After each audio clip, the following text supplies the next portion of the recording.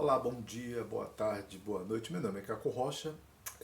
Eu estava vendo uma reportagem uns dias desses para trás aí, que o pessoal que está preso lá na Colmeia, as mulheres que estão presas lá na Colmeia e os caras que estão presos lá na Papuda e em outros lugares por aí, mais especificamente aqui de Brasília, reclamando da refeição, ou seja, da comida da cadeia. Mas essas mesmas pessoas que estão presas hoje são aquelas que promoveram ataques ao aeroporto no dia 24 de dezembro e também no dia 8 de janeiro, que promoveram aquela quebra-quebra. Os terroristas, na realidade, eles deveriam não, foram enquadrados como terroristas conforme diz lá a, a Lei de Segurança Nacional. Então essas pessoas atentaram contra a integridade dos poderes e tentando uma ruptura entre a democracia e o fascismo. Né? Muitas dessas pessoas estão embaladas no fascismo e nem sabem que estão fazendo isso, mas de alguma forma estão trabalhando para isso. E não é uma coisa simples, tá? Isso é uma coisa orquestrada no mundo inteiro e chegou aqui no país, foi crescendo, e nos últimos 4 anos do governo passado isso ficou bem claro, foi alimentado, foi é, patrocinado, né, por pessoas endinheiradas. Né? Então realmente foi estimulado de forma que essas pessoas chegaram a fazer o que fizeram. Né? Então elas estão lá reclamando das comidas, reclamando das instalações no presídio, mas antes disso elas estavam ali reclamando, agora estão clamando por direitos humanos, mas antes elas reclamavam dos direitos humanos. Inclusive nem sabem o que seriam os direitos humanos. Os direitos humanos, inclusive, permitiu com que eles se manifestassem nas ruas, né? Permitiu com que elas fossem para as igrejas, gravassem vídeos na internet e até exaltassem criminosos. Foi os direitos humanos que permitiu essas pessoas fazerem todas essas coisas, essa liberdade. Então, na verdade, a ONU, lá em 1948, devido às atrocidades que aconteceram nas guerras passadas, né, principalmente a Primeira e Segunda Guerra, que são mais contemporâneas, fizeram com que esse órgão, juntamente com outros órgãos e vários outros países, começassem a, vamos dizer assim, desenvolver essa cartilha, né? Ou seja, que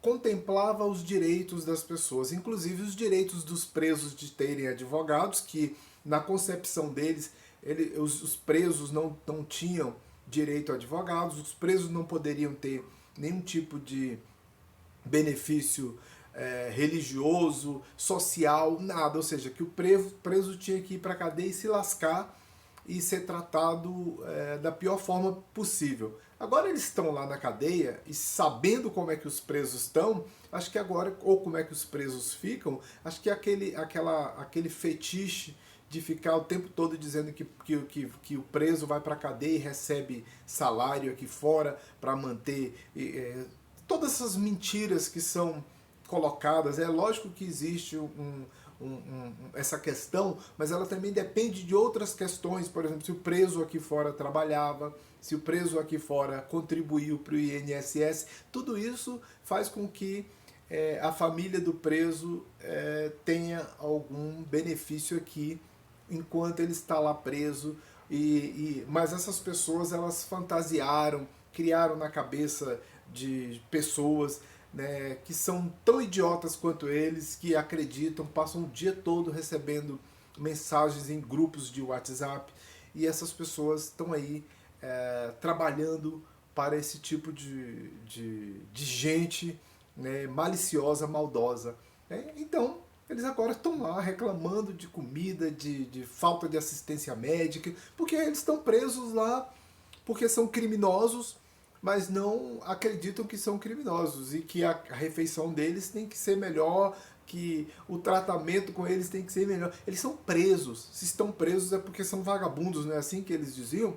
Porque a gente sabe que na cadeia tem um monte de pessoas que estão presas lá e não deveriam estar, né, por diversos fatores, né, que aí não me compete aqui estar dizendo quais são esses fatores, mas aí se você fizer uma busca e tiver interesse em alguma situação dessa, você vai descobrir que algumas pessoas estão presas e não deveriam estar presas mais, ou que os seus crimes não foram de fato comprovados, mas eles continuam presos. São casos de pessoas aí que tem pessoas que já passaram 30 anos, que é o período máximo de estar preso, não só no Brasil, mas em outros países, como a Europa, em vários países da Europa, ou como o próprio Estados Unidos, onde nós temos diversos casos de pessoas que vão para a cadeia, e normalmente, tanto aqui no Brasil quanto nos Estados Unidos, a cadeia foi feita para pessoas negras e pobres, principalmente, mas se você for pobre e negro ainda, a coisa fica bem mais complexa. Então você vai para a cadeia, realmente, se você se enquadrar nisso que eu acabei de dizer. Né? Mas as pessoas que estão presas estão reclamando da comida, do tratamento e de outras coisas que eles negam veementemente para pessoas que estavam presos quando eles não estavam. Mas eles são criminosos.